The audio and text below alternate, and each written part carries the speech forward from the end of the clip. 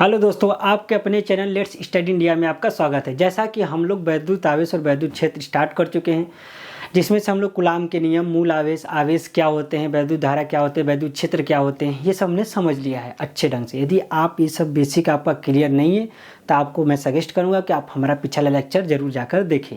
यदि आपको ये सब क्लियर है तो ये आपका बहुत इंपॉर्टेंट टॉपिक है आज का, जो कि बोर्ड एग्जाम में 8 से 10 बार पूछा गया है। कौन सा टॉपिक है? वैद्युत द्विध्रुव की किसी बिंदु पर तीव्रता। देखिए, वैद्युत द्विध्रुव के कारण किसी बिंदु पर जो तीव्रता होती है वो दो होती है। पहला अच्छी स्थिति में, दूसरा निरक्षी स्थिति में। हम लोग दोनों टॉपिकों के बारे में डिस्कशन करेंगे, लेकिन इस लेक्चर में केवल एक टॉपिक के ऊपर डिस्कशन किया जाएगा, जो कि आपका है वैद्युत द्विध्रुव के कारण अच्छी स्थिति में, एक्सियल पोजीशन, अच्छी स्थिति में किसी बिंदु पर वैद्युत क्षेत्र की तीव्रता। तो इस टॉपिक पर आज हम डिस्कशन करेंगे, जो कि बहुत ही इंपॉर्टेंट टॉपिक है। वैद्युत द्विध्रुव की अच्छी स्थिति में किसी बिंदु पर वैद्युत क्षेत्र की तीव्रता, वेरी वेरी इंपॉर्टेंट टॉपिक है बच्चों। पहले समझ लेते हैं। सबसे पहले वैद्युत द्विध्रुव क्या होता है? पिछले लेक्चर में हमने आपको बताया था कि दो विपरीत प्रकार के आवेश एक दूसरे से अल्प दूरी पर स्थित हो तो उसे वैद्युत द्विध्रुव कहते हैं। एक पर माइनस क्यू आवेश लिए हैं, एक पर प्लस क्यू आवेश है। इन दोनों के बीच की दूरी मान लेते हैं 2l है। इसके मध्य बिंदु O से R डिस्टेंस पर एक बिंदु P रखा गया है, जिस पर हमें वैद्युत क्षेत्र की तीव्रता ज्ञात करनी है। अब जरा समझो बच्चों, यहाँ से यहाँ तक का डिस्टेंस कितना हो जाएगा? L, और यहाँ से यहाँ तक का डिस्टेंस कितना हो जाएगा? L। 2l को डिवाइड करोगे तो L, और ये डिस्टेंस कितना हो जाएगा? L। अब इसके R डिस्टेंस पर एक बिंदु P रखा है, इस पर हमें तीव्रता ज्ञात करनी है। तो ध्यान से सुनिएगा बच्चों कि माइनस क्यू आवेश के कारण P पर जो वैद्युत क्षेत्र की तीव्रता होगी वो अलग होगी, प्लस क्यू आवेश के कारण वैद्युत क्षेत्र की तीव्रता अलग होगी। ऐसा क्यों? आपको वैद्युत क्षेत्र की तीव्रता का फार्मूला आपको पता है कि होता है E=1/4πε0 Q/r²। क्लियर है? ठीक है। नोट्स का टेंशन मत लीजिए बच्चों, नोट्स आपका बना हुआ है, हम हट जाएंगे, स्क्रीनशॉट ले लीजिएगा। पहले समझ तो लीजिए। ठीक, तो आपको पता है कि E होता है 1/4πε0 Q/r²। ये आपका होता है। ठीक, तो Q तो आपका Q यहाँ पर भी माइनस में, यहाँ पर प्लस में लिया गया है, लेकिन जो डिस्टेंस है वो अलग अलग है। अब कैसे अलग अलग है? ध्यान से बच्चों देखिएगा। माइनस Q से बिंदु P की जो दूरी है वो आपकी कितनी हो जाएगी? यहाँ से यहाँ तक का बच्चों आपका डिस्टेंस कितना हो जाएगा? बताइए। माइनस Q आवेश से P तक की दूरी कितनी हो जाएगी? ये इतना L है, और इसके बाद का जो दूरी है कितना है? R है। तो पूरा डिस्टेंस कितना हो जाएगा? R+L। ये लाइन बच्चों समझ में आया कि नहीं? ये आपका डिस्टेंस हो जाएगा R+L। फिर से समझ लीजिए, माइनस Q से P तक की दूरी निकालनी है। तो आपको पता है माइनस Q से O तक का L है, और O से P तक R है। तो पूरे रास्ते का डिस्टेंस, यहाँ से यहाँ तक का डिस्टेंस कितना हो जाएगा? R+L। अगला है प्लस Q से P तक की दूरी, यानी प्लस Q आवेश से केवल इतना डिस्टेंस, प्लस Q आवेश से जो P तक की दूरी है वो कितनी हो जाएगी बच्चों? बताइए। ये जो पूरा डिस्टेंस है कितना हो जाएगा? ये इतना पूरा R है, ये इतना पूरा बच्चों ध्यान से देखिएगा, यहाँ से यहाँ तक का जो डिस्टेंस वो R है। अगर हम R में से L निकाल दें तो यही डिस्टेंस बचेगा। फिर से देखिए बच्चों, ध्यान से देखिएगा, इसको समझना बहुत ये 5 या 6 नंबर में आता है, बहुत इंपॉर्टेंट टॉपिक है। ठीक है, ध्यान से देखिए। अगर यहाँ से यहाँ तक का डिस्टेंस R है और ये डिस्टेंस L है, तो ये डिस्टेंस कितना होगा? R-L। यदि L काट कर निकाल दे तो कितना बचेगा? R-L। काट कर निकालने का मतलब, जैसे इतना बड़ा कपड़ा है, ये पूरा इतना बड़ा कपड़ा है, अगर हम इतना कट कर निकाल दे तो कितना बचेगा? इतना ही बचेगा। उसी तरह डिस्टेंस में भी है, यहाँ से यहाँ तक R है, इतना L काट कर निकाल दिए, यानी R-L। ठीक, हम आशा करते हैं कि आप लोग समझ गए होंगे बच्चों। ठीक, तो यही डिस्टेंस मेन लेना है और इन दोनों का रिजल्टेंट निकाल देंगे। और ध्यान से सुनिएगा, माइनस Q आवेश के कारण जो P पर वैद्युत क्षेत्र की तीव्रता होगी, देखिए माइनस Q आवेश का जो P पर वैद्युत क्षेत्र की तीव्रता होगी किधर है? E2। माइनस में जो है वैद्युत बल रेखाएं कहाँ जाती हैं? अंदर की ओर। यदि आप वैद्युत बल रेखाओं के बारे में बिल्कुल नहीं जानते तो मैं आपको सजेस्ट करूंगा कि आज मेरा पिछला लेक्चर देख लीजिए, जो कि वेरी वेरी इंपॉर्टेंट है। उसमें वैद्युत बल रेखाएं आपकी सारी की सारी टॉपिक आपका वैद्युत बल रेखाओं पर ही है, वो आपका पूरा का पूरा क्लियर हो जाएगा। ठीक है बच्चों, तो माइनस क्यू आवेश के कारण वैद्युत क्षेत्र की तीव्रता E2 और प्लस क्यू आवेश के कारण जो वैद्युत क्षेत्र की तीव्रता है वो है E1।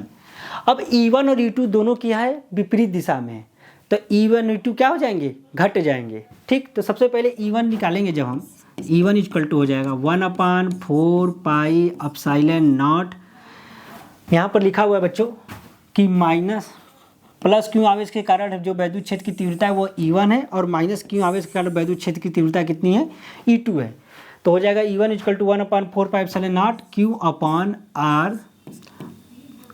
E1 किसके कारण बच्चों, प्लस क्यू आवेश के कारण है, तो प्लस क्यू आवेश के कारण दूरी कितना लेंगे, R माइनस L का होल स्क्वायर, और E2 कितना हो जाएगा बच्चों 1/4 pi epsilon naught Q upon R plus L का whole square.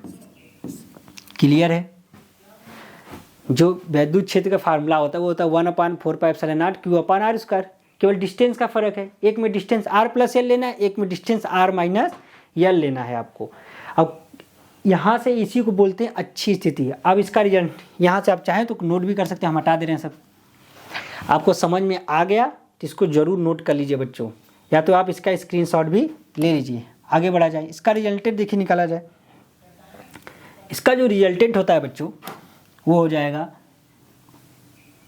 E equal to E1 minus E2, तो आपका हो जाएगा 1/4 पाई एप्सिलॉन नॉट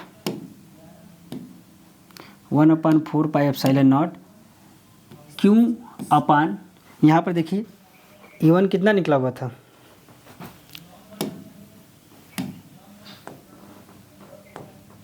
यहाँ पर आपका जो है 1/4 पाई एप्सिलॉन नॉट E1 का जो डिस्टेंस आया था आपका कितना आया था, ये आपका माइनस क्यू आवेश था, एक आपका क्या था प्लस क्यू आवेश था, इन दोनों के बीच की दूरी कितनी थी 2L। तुरंत फिगर से समझिएगा बच्चों, हम फिगर से ही समझाएंगे आपको। यहाँ पर आपका डिस्टेंस क्या था, P था, जिस पर हमें वैद्युत क्षेत्र की तीव्रता आपको क्या करनी थी, ज्ञात करनी थी। इसका मध्य बिंदु O था, O से डिस्टेंस जो था वो कितना था, R था। तो माइनस क्यू आवेश के कारण वैद्युत क्षेत्र की तीव्रता जो थी यहाँ से यहाँ तक का पूरा डिस्टेंस कितना था, R प्लस L, और यहाँ से यहाँ तक का जो डिस्टेंस था वो था R माइनस L। डिस्टेंस निकालने आना चाहिए बच्चों, ये पूरा R प्लस L था, ये यहाँ से लेकर R माइनस L था। तो माइनस क्यू आवेश के कारण जो वैद्युत क्षेत्र की तीव्रता थी वो अंदर की ओर थी, R प्लस L था, और जो प्लस क्यू आवेश के कारण जो वैद्युत क्षेत्र की तीव्रता थी यहाँ पर आप लोग देख लीजिए E2 था। यहाँ पर देखिए माइनस प्लस क्यू आवेश के कारण जो वैद्युत क्षेत्र की तीव्रता थी वो E1 था, और माइनस क्यू आवेश के कारण क्या था, E2 था। तो यहाँ पर आप लोग रख सकते हैं value E1 equal to E1 minus E2 1/4 pi epsilon naught Q upon R minus L का whole square minus 1/4 pi epsilon naught Q upon R plus L का होल स्क्वायर। ठीक बच्चों, अब दोनों में ध्यान से देखिए, work Q/4 pi epsilon not क्या है, कॉमन है, कॉमन कर लीजिए। तो आपका ब्रैकेट में बचेगा 1/R माइनस L का होल स्क्वायर, यहाँ पर बचेगा 1/R प्लस L का होल स्क्वायर। क्लियर है यहाँ तक। यहाँ पर Q/4 पाई एप्सिलॉन नॉट और यहाँ पर भी Q/4 pi epsilon naught common कर लीजिए, आपका बचेगा 1/R माइनस L का होल स्क्वायर, और यहाँ पर बचेगा माइनस 1/R प्लस L का whole square. Q/4 pi epsilon naught LCM लेंगे तो आएगा R माइनस L का होल स्क्वायर, एक ब्रैकेट में आएगा R प्लस L का होल स्क्वायर। तो R माइनस L का होल स्क्वायर से R माइनस L का होल स्क्वायर कट जाएगा, बचेगा आपका R प्लस L का होल स्क्वायर।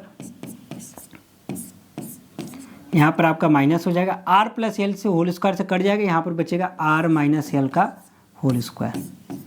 अब बच्चों ब्रैकेट खोल दीजिए, आपको पता है a प्लस बी का होल स्क्वायर क्या होता है, A square plus B square plus 2ab।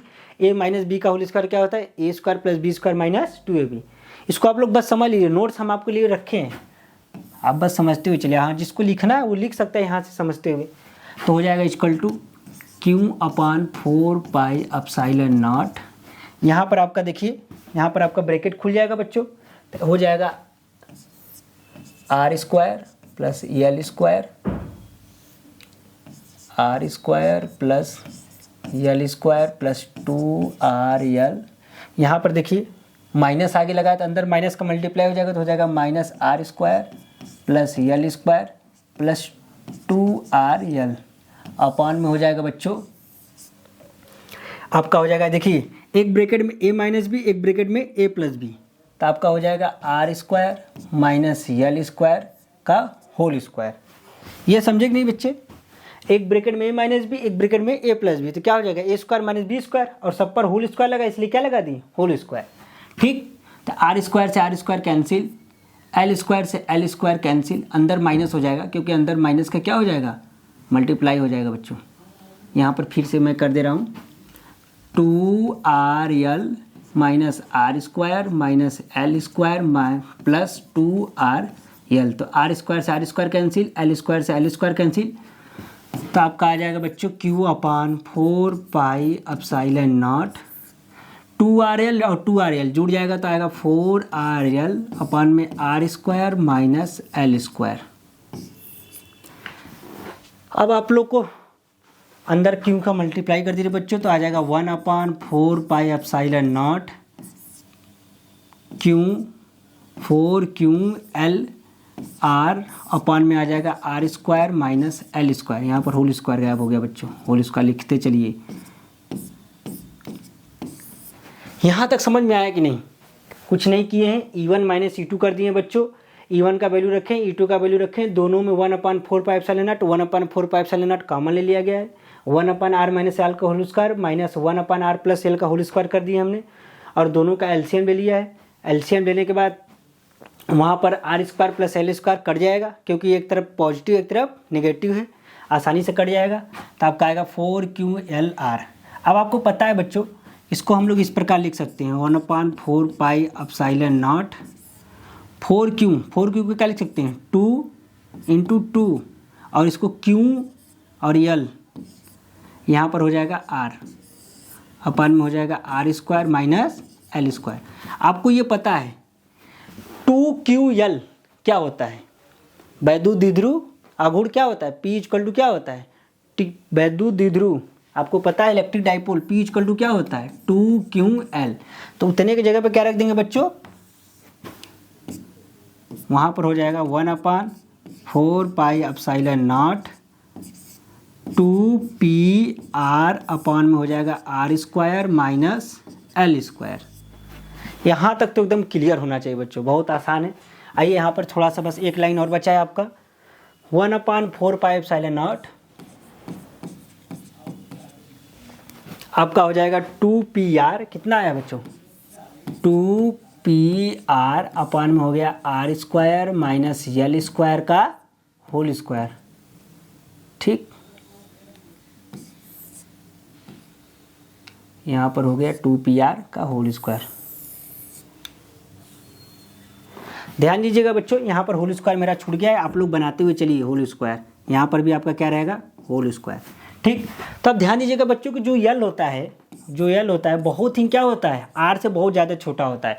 अगर कोई चीज़ बहुत ही छोटी होती है तो लगभग 0 के बराबर कर दिया जाता है फिजिक्स में हम लोग, तो यल का मान जो हो जाएगा लगभग आपका 0 के बराबर हो जाएगा। तो आपका आंसर आ जाएगा 1 upon 4 pi epsilon naught Q upon R square का स्क्वायर। यल का मान हमने बच्चों 0 रख दिया है, तो यहाँ पर ऊपर आपका आ जाएगा 2PR। तो आर का स्क्वायर करेंगे तो बच्चों हो जाएगा आपका 1 अपान 4 पाई एप्सिलॉन नॉट, एक आर से एक आर आपका क्या हो जाएगा कैंसिल, यहाँ पर 4 आर थे तो एक आर से एक आर कैंसिल हो जाएगा, तो यहाँ पर आपका हो जाएगा 2P अपान में RQ। देखिए यहाँ पर 4R था, R की पावर कितना था 4 था, एक आर से एक आर कैंसिल हो गया बच्चों, तो आपका आ गया 1 अपान 4 पाई एप्सिलॉन नॉट, ये आपका नेट वैद्युत क्षेत्र निकल गया E equal to 1 upon 4 pi epsilon naught 2P upon RQ। ये आप बच्चों समझ सकते हैं, इसको मैंने समझा दिया है। आपको नोट करना है तो हम अभी आपको PDF दे देते हैं, आप वहाँ से नोट कर लीजिए। ये हमने आपको समझा दिया है कि किस प्रकार इसका कैलकुलेशन होता है। यदि आप चाहें तो इसको नोट भी कर सकते हैं यहाँ से। देखिए यहाँ पर ये पूरा कैलकुलेशन है इसका, सेम टू सेम मैंने जैसे जैसे करवाया वैसे वैसे कैलकुलेट किया हुआ है। E1 माइनस E2 मैंने किया था 1/4πε0। हाँ, यहाँ पर के भी आप ले सकते हैं। के मतलब किस परावैद्युतांक होता है, किस माध्यम में रखा गया है। के का वैल्यू हम लोग निर्वात में रखते हैं जिसका वैल्यू कितना होता है 1 होता है। तो 4πε0 की कॉमन ले लिया गया है आपका 1/r - l का होल स्क्वायर, और यहाँ पर भी r + l का आपका क्या है होल स्क्वायर है।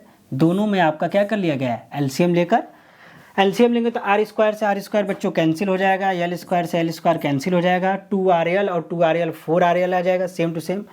आपका यहाँ पर फार्मूला दिखाया गया है a + b = a minus bracket में a - b = होता है a² - b², जो कि यहाँ पर यूज किया गया है। एक ब्रैकेट में a - b, एक ब्रैकेट में a + b, तो आपका हो जाएगा a² - b²। ठीक बच्चों, यही तक तो मैंने समझाया था। इसके बाद ये वाला भी टॉपिक नोट कर सकते हैं, ये वाला अगला कि यहाँ पर आपका 2ql आपका क्या होता है, p होता है वैद्युत द्विध्रुव इलेक्ट्रिक डाइपोल। क्या होता है p = 2q × l होता है, तो 2q × l की जगह हम लोग p रख सकते हैं, तो हो गया 2pr। यदि l का मान r के अपेक्षा क्या हो, बहुत ही छोटा हो, बहुत ही कम हो, तो l आपका किसके बराबर हो जाता है। हमने बताया था कि l आपका किसके बराबर हो जाता है, 0 के बराबर हो जाता है। जैसे ही l को 0 करेंगे नीचे r के पावर 4 हो जाएगा, एक r से बच्चों एक r कैंसिल हो जाएगा, यहाँ पे बचेगा 3, तो आपका आ गया E = 1/4πε0 के 2p/r3। ध्यान दीजिएगा बच्चों कि निर्वात के लिए जो k का मान होता है वो 1 हो जाता है, तो हो जाएगा आपका E = 1/4πε0 2p/r3। इसके आगे यहाँ पर लिखा हुआ है कि ये निर्वात के लिए जो k का वैल्यू होता है आपका 1 होता है, तो यहाँ पर आप लोग 1 भी कर सकते हैं, वहाँ पर वो प्रूफ हो गया। तो यही है अच्छी स्थिति, वैद्युत द्विध्रुव की अच्छी स्थिति में वैद्युत क्षेत्र की तीव्रता, जो कि वेरी वेरी इंपॉर्टेंट है। बच्चे इसमें ज़्यादातर गलतियाँ करते हैं।